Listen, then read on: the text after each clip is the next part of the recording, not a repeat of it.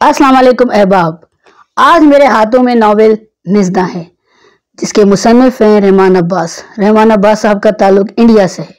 निज़्दा कोंकणी ज़बान का लफ्ज़ है जिसके माने प्रोटीन वाली खुराक या अच्छी खुराक के हैं। रहमान अब्बास साहब के नावल्स में कई मौज़ूआत होते हैं, लेकिन एक अच्छे कहानीकार की और एक अच्छे कलमकार की खूबी ये होती है कि बहुत सारे मौज़ूआत के साथ कहानी भी बरकरार रहे।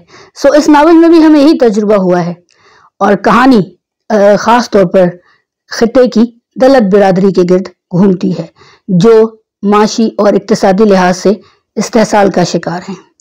अगर आप अखबार बीनी के आदी हैं तो आप अच्छी तरह वाकिफ़ होंगे कि दूसरी ज़ातों के हामिल अफराद और दूसरी बिरादरियों के जो लोग हैं वो दलत बिरादरी के साथ कितना बेईमाना और गैर इंसानी सलूक रवा रखते हैं और इनका बर्ताव उससे तक जालमाना है कि इनको अच्छी खुराक तक खाने की इजाज़त नहीं है, बल्कि वो खुद इतने मुफलिस हैं। दलत बिरादरी इतनी मुफलिस होती है, ना वो ख़रीद सकती है अच्छी खुराक, ना वो खा सकती है, ना वो फ़रोख्त कर सकती है अच्छी खुराक।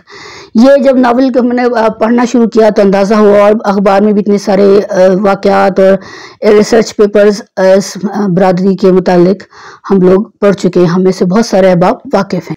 एक और ख़ास बात जो रहमान अब्बास के नावल्स में मौजूद होती है वो है सियासत।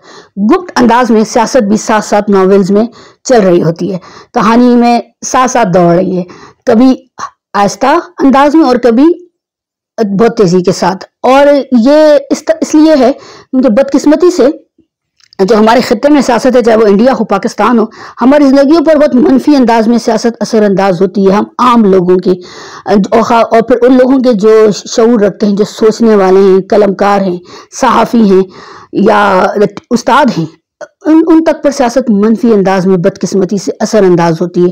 सो इस नावल में भी एक सियासी कशमकश भी साथ साथ जारी और सारी है।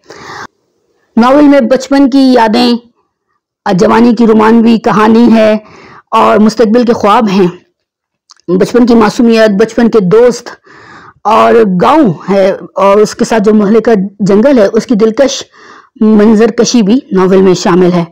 और इंसानों के रवैये, छोटी छोटी खुशियाँ और वजूदी गम और फ़लसफ़ा भी साथ साथ नावल में जारी और सारी है, ज़िंदगी का फ़लसफ़ा भी। और हम नावल से लुत्फ़ अंदोज़ हुए हैं, लेकिन साथ साथ कुछ ऐसे गहरे नुकात भी जहन में उजागर हुए हैं कि उन पर भी गुफ्तगू होनी चाहिए, ख़ासतौर पे हमारे खित्ते में जो रोमानवी ताल्लुकात होते हैं उनके हवाले से, और बचपन में जो इस्तेसाल होता है उस बच्चों का उसके हवाले से, और तबकाती कशमकश जो जारी रहती है और किस तरह असरअंदाज होती है ज़िंदगियों पर उसके हवाले से। तो मेरी आप सबसे ये दरख्वास्त है कि आप सभी ये नावल निज़्दा मंगवाइए। ऑनलाइन अक्स पब्लिकेशंस ने नावल शाया किया है, वहाँ से मंगवाया जा सकता है। तो आप लोग जब इस नावल के पढ़ लेंगे, सब इसका मुताला मुकम्मल कर लेंगे, तो फिर हम रहमान अब्बास साहब के साथ गुफ्तगू करेंगे इस नावल पर। और जो इसमें नुकात हैं, कुछ लोगों ने कुछ सवालात भी उठाए हैं। अब गुज़िश्ता दिनों यहाँ कराची में आर्ट्स काउंसिल में जोश मली आबादी में राइटर्स एंड रीडर्स कैफ़े के ज़रिए तमाम नशिस्त का एहतमाम किया गया था, उसमें नावल पर गुफ्तगू हुई और कुछ वहाँ भी कुछ सवालात उठाए। हमारे नौजवान दोस्त भी मौजूद थे वहाँ पे, कारी और सीनियर नावल निगार भी मौजूद थे वहाँ पर, फिक्शन निगार मौजूद थे।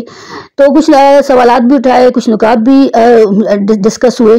तो हम लोगों ने वहीं पे फैसला भी किया, मैंने रहमान साहब को भी बताया कि हम लोग ज़रूर उन पर गुफ्तगू करेंगे लाइव उनके साथ।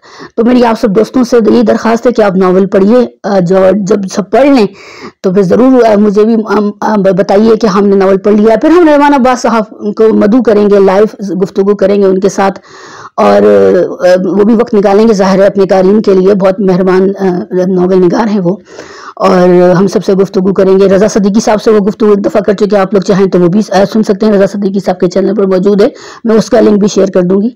और मज़ीद जो सवालात और नुकात हैं, बल्कि नुकात कहूँगी मैं, सवालात तो सच मेरे जहन में नहीं हैं, वो हम कुछ हमारे दोस्तों के जहन में भी हैं, लेकिन जो कुछ ख़ास नुकात हैं मैं ज़रूर उनके साथ डिस्कस करना चाहूँगी इस हवाले से। तो फिर हम लोग ज़रूर उनसे गुफ्तगू करेंगे और फिर उसका नावल जो है सियासत से ज़्यादा ताकतवर होता है, रहमान साहब का ही कहना है। तो फिर हम देखते हैं कि नावल क्या तब्दीली ला सकता है हमारी ज़िंदगियों में, खित्ते की सियासत में, और जो तबकाती कशमकश जो सदियों से जारी और सारी है, क्या इसके खात्मे के लिए हम लोग कुछ कर सकते हैं। तो उस पर हम ज़रूर गुफ्तगू करेंगे। तो आप सबका बहुत बहुत शुक्रिया।